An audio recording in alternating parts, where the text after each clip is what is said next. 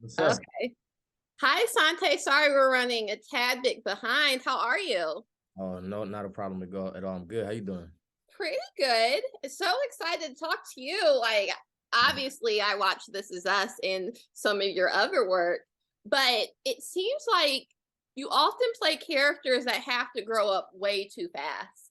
Damn, Uh, damn. You calling me out? yeah. So Like, what's going what on in your personal life? what attracts you to these very gritty roles for these fairly young characters? um, I think honestly, just the work of it all. I love acting, and it's very rare that you're able to find characters for actors that are my age that are fully fleshed out. A lot of the time, a 21-year-old will be playing somebody who's a freshman in high school just because that's the way that the industry works, and there's not as much character development that really goes on. So I think that me myself, like I don't really find joy in doing something just to do it. I'm very intentional with the roles that I choose, and so I think that every single one that I choose is going to be one that people of all ages can connect to. I'm not just trying to do this for people my age. Of course, they're going to relate to it because I'm already in that space, but for me, it's more so about the human experience than putting myself in a box.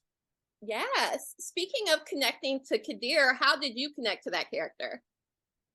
Um, yeah, Kadir was an interesting one. I'm the oldest of five siblings, and I think that growing up and starting to become a young man, it's been a really interesting thing looking at the way that my relationship with my siblings has changed over time, and kind of looking back and regretting some of the ways that I may have uh, not necessarily influenced them, but just showed up as myself, as the person that they're looking up to. So tapping into that older brother mentality of, you carry a lot on your shoulders of really wanting to put the right ideas into somebody's mind, but at the same time, like not shelter them too much because everybody's got to live life.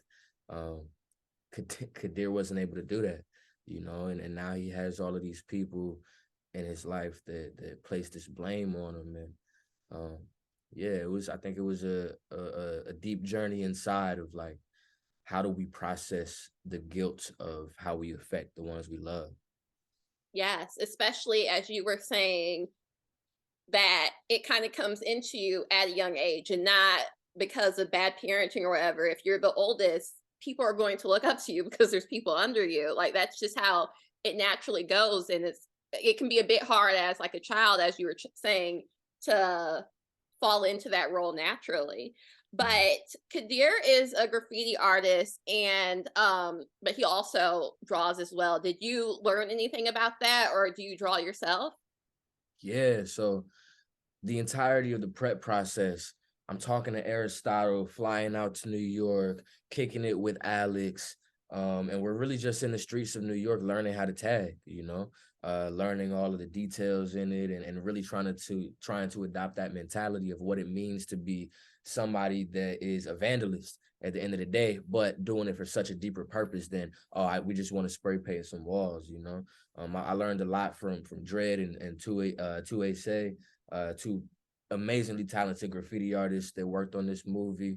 And yeah, there's so much subculture um, in between those lines of what it means to be an artist and take a stand in your own way. So I love that part. What's kind of your outlet? Obviously, you're an actor, but it's your job. So sometimes maybe it's not completely an outlet. Like, what's kind of your creative outlet of being Asante and not just a character you're playing? It's funny that you say that. Me and Aristotle were actually, while we were waiting for this next interview to happen, we were DJing together. So I love music and making music and always have. And Aristotle has a musical background as well, coming from just managing different artists, and yeah, we kind of bonded over that. So you know, maybe y'all be able to see a live set sometime soon. Maybe sometime in Austin. We'll have to see. I get the chops right. Oh, that would be crazy. What would you say was the hardest scene to shoot? Because there's so many heavy scenes in this movie.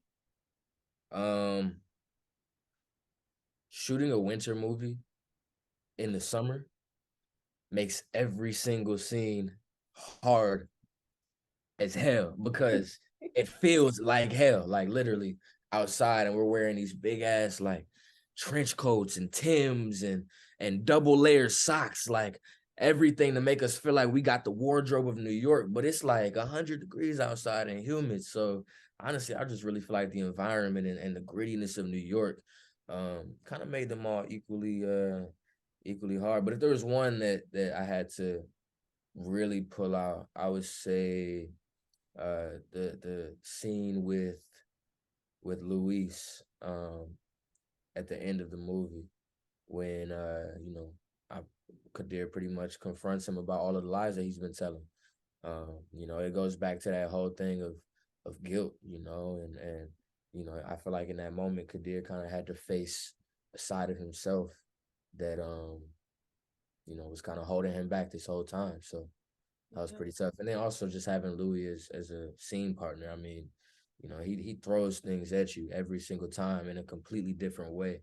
I would say that I don't know if that was the hardest, but I definitely grew the most from that one for sure. Awesome. Well, thank you so much for taking the time to talk to me. I hope to talk to you about future projects, acting or music. So we'll see. But No yes, doubt. Look thank forward you to so much again. Talk to you soon. it. Have a good one.